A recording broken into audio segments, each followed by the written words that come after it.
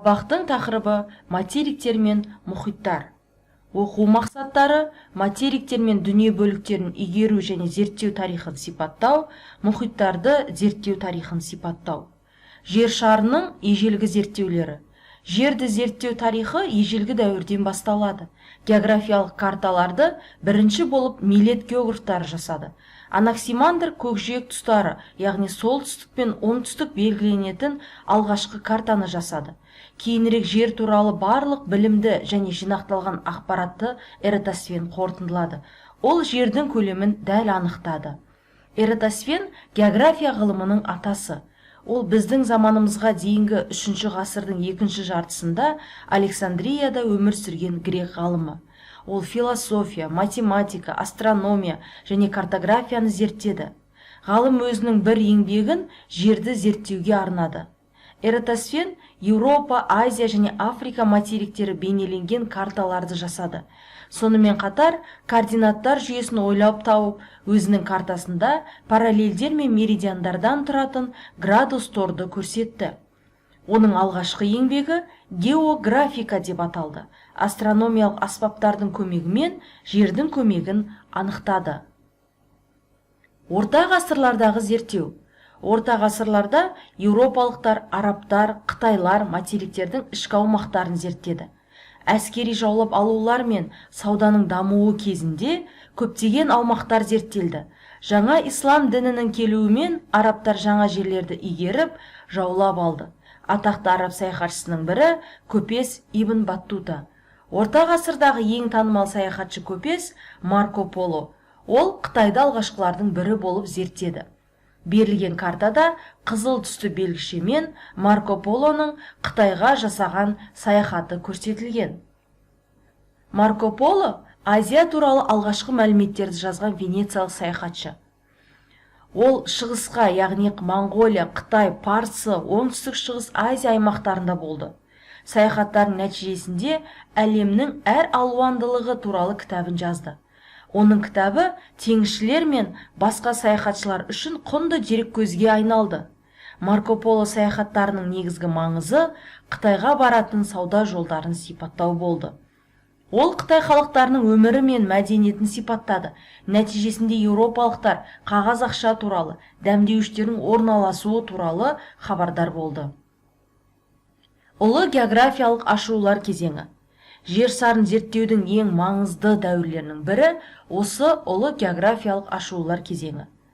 Бұл кезең 15 ғасырда басталып, 17 ғасырға дейін жалғасты. Географиялық ашылулар дәуірінде еуропалықтар Африкаға, Азияға, Америкаға және мұхиттық аралдарға жаңа теңіз жолдарын ашты. Ұлы географиялық ашылулар кезіндегі танымал теңіз саяхатшысының бірі Христофор Колумб. Колумбтың негізгі жаңалығы солтүстік жартышардың тропиктік және субтропиктік белдеуінде Атлант мұхитын кесіп өту болып табылады. Ол жаңа дүниенің жағалауларына барған бірінші еуропалық болды.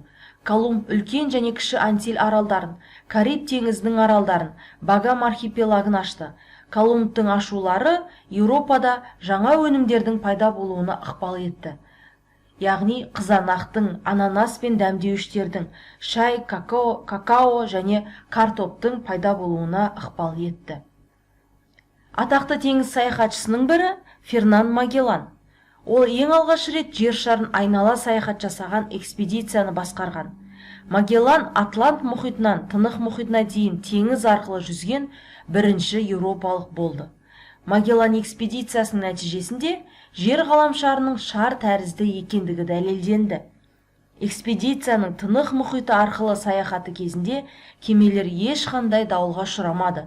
Нәтижесінде Магеллан Тынық мұхиты деп атады. Жаңа заманды зерттеу. Жаңа заманды зерттеу 17 ғасырдың ортасынан 19 ғасырға дейінгі уақытты алады. Бұл кезеңде Жаңа Гвинея аралдары, Аустралия және Жаңа Зеландия жағалаулары зерттелді. Аустралия мен мұхиттық аралдар ашылды.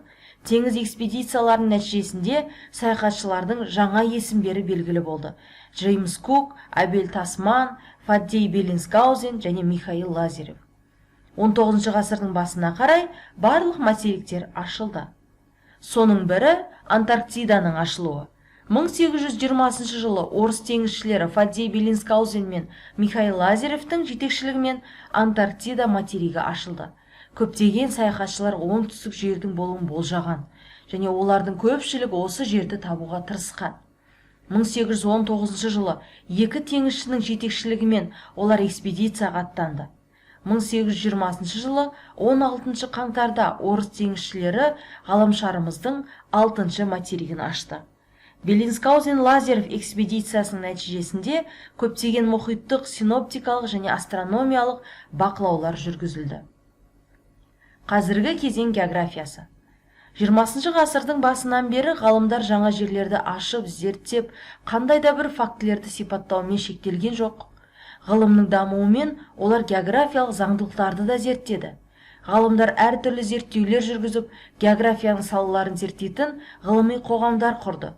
Түрлі институттар, ғылыми зертханалар, обсерваториялар құрылды.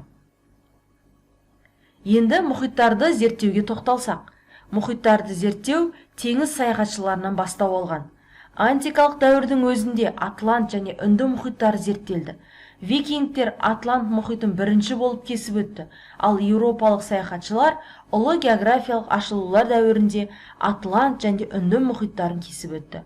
Солтүстік мұзды мұхиттағы ағылшын теңізшілерінің зерттеуі өте алмау себебінен сәтсіз аяқталды. 19 ғасырда ғылым мен технологияның дамуымен солтүстік мұзды мұхит зерттеле бастады. 20 ғасырда мұхиттардың түбін, су астындағы өмірін зерттеу басталды. Дүниежүзілік мұхиттағы ең терең жер бұл Мариана шұңғымасы. Шұңғыманың тереңдігі 11022 метр. Мариана шұңғымасының түбіне адамның алғашқы сүңгуі 1960 жылы 23 қаңтарда болды. Оның түбіне бірінші болып ақш әскери теңіз күштерінің лейтенанты Дон Уолш пен зерттеуші Жак Пикард Триест батискафының көмегімен жетті.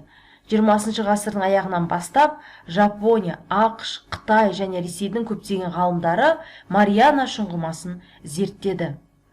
Қорытындылағанда, материктер мен мұхиттарды зерттеу 4 кезеңнен тұрады.